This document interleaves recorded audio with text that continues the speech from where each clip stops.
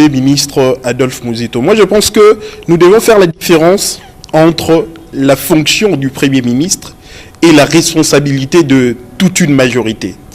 Parce que je pense que sa vision est effectivement de se remettre en cause lui-même. Mais, je vous dis, c'est plus important de faire la différence. Pourquoi? Parce qu'en 2010, dans le petit ouvrage qu'il a publié, il a fait des propositions.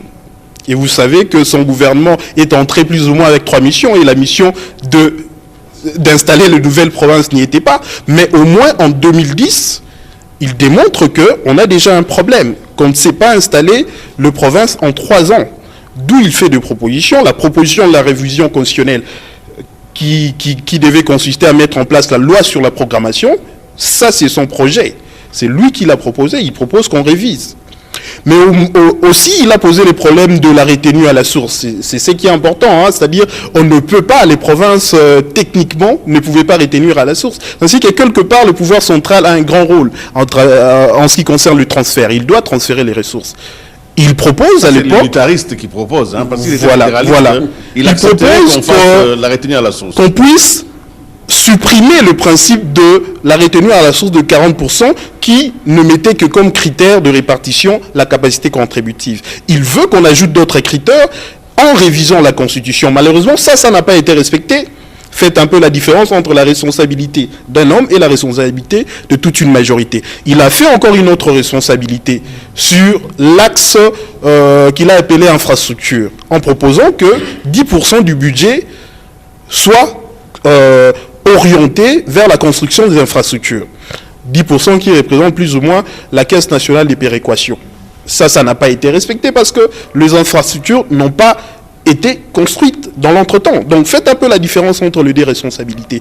Et aujourd'hui, il veut nous démontrer que voilà, il y a plus ou moins de propositions qui n'ont pas été respectées, mais en républicain, je fais de nouvelles recommandations. Je pense qu'on va les analyser à travers la deuxième tribune qu'il a faite. Donc, dans la première tribune, il pose le problème et dans la deuxième tribune, il fait des propositions.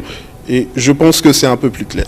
Oui, je vais prendre d'abord Muzito et je reviendrai avec sur vous, monsieur Jacques Fumunzaza. On peut considérer que à certains égards, aujourd'hui, Adolphe Muzito joue au Ponce Pilate et se lave la main, alors qu'il est aussi responsable des actes posés. Je pense qu'avant de répondre à votre question, je réponds à la question de M. Willy, et c'est là où moi je suis à l'aise. Parce que selon nous, la troisième voie, le Congo a d'abord une première pauvreté au niveau conceptuel, au niveau spirituel, au niveau intellectuel et au niveau structural. Nous avons été révélés les problèmes, les conflits entre les unitaristes et les fédéralistes, pour tomber dans la décentralisation comme lieu d'attente. Mais avec quelle pensée politique? Parce que les gens ne connaissent pas qu'on ne transporte pas le système politique sans pensée politique. Avant d'arriver à la volonté politique, il faut d'abord le savoir politique. Est-ce que vous voyez vraiment qu'au Congo, au niveau de la conception politique, nous sommes forts? Et si nous avons des faiblesses au niveau de la conception, nous ne pouvons pas avoir de capacités au niveau de la volonté, parce que le vouloir ne précède pas le savoir en politique. C'est le savoir plus le vouloir qui donne le pouvoir.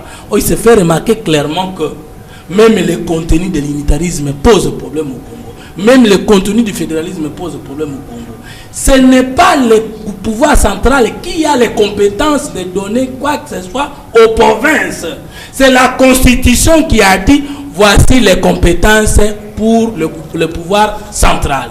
Voici les compétences des pouvoirs des provinces et des entités territoriales décentralisées. Voici les domaines de collaboration, point barre. D'où vient le mot transférer?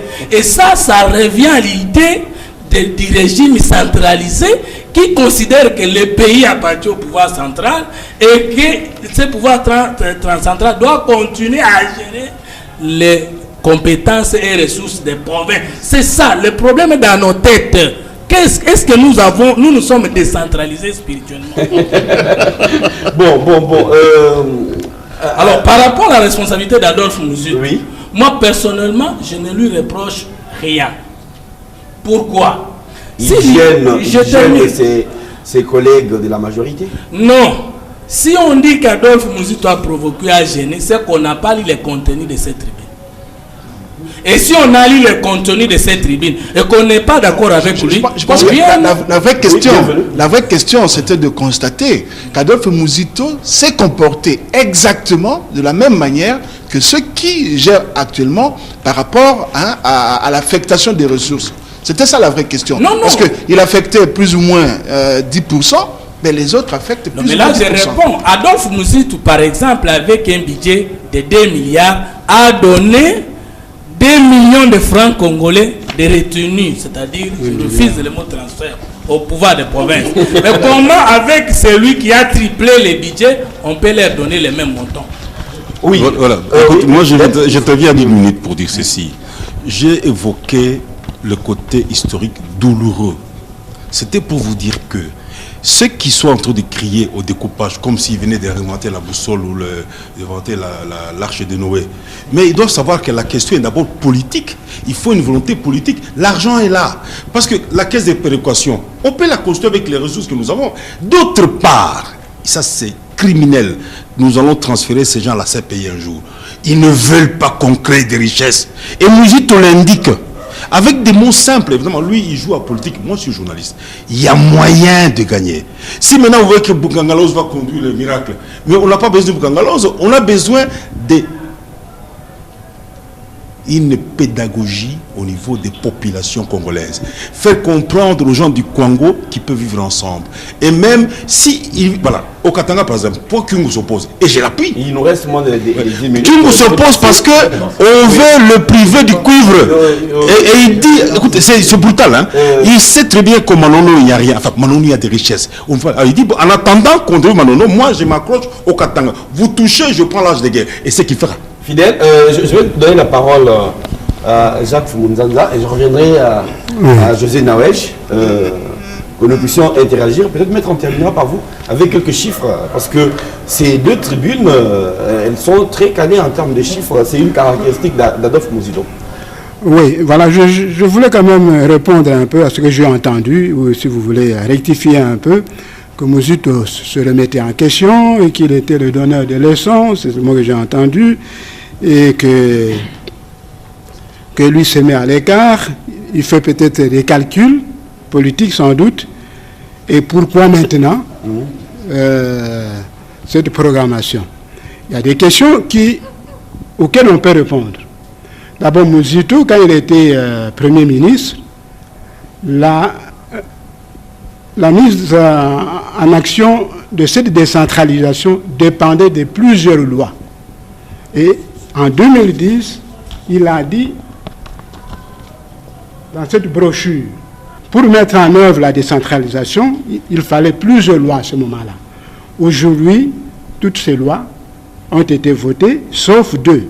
La loi organique de la caisse de péréquation, la loi sur la fonction publique provinciale et locale. Il n'est pas donneur de leçons. D'ailleurs, vous lui reprocherez de ne pas réagir. Parce qu'il est de la majorité, justement, qu'il veut contribuer.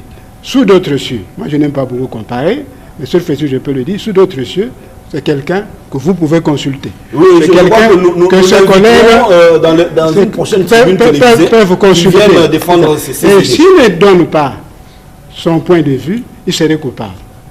Parce qu'il a géré, parce qu'il sait. Et ici, quand vous lisez la tribune, il n'y a pas de récrimination vis-à-vis de quelqu'un. Non. Il a travaillé. J'étais le jour où il disait à Matata ceci, le jour de la remise et reprise. Il y a des erreurs que nous avons commises, vous allez certainement les corriger. Il y a des choses que nous n'avons pas faites et vous allez le faire. C'est ça la continuité. Donc, cette tribune, il ne se met pas en exergue, mais il veut mettre les idées en disant, si nous continuons comme ça, et vous qui avez lu cette tribune, vous sentez le danger qu'on a mis la charrue devant le bœuf. Vous savez, il y a déjà une commission, mais cette commission va s'appuyer par rapport à... Et elle va avoir un sacré boulot. Oui, justement, je n'ai pas assez parlé. Disons que pour revenir d'abord à la culture même des tribunes, je crois que M. Fumototo a dit quelque chose qui me paraît fondamental, c'est que la pensée chez nous, si elle n'est pas pauvre, elle est désincarnée. C'est-à-dire qu'elle n'est même pas dans notre culture. Et pour ça, je voudrais vraiment saluer l'initiative du Premier ministre Muzito. Ça pouvait être notre Premier ministre, ça pouvait être un ministre. Là, n'est pas le sujet. Ce n'est pas un problème de personne. Vous savez, voilà, grâce à lui, on a un vrai débat. La question du découpage territorial.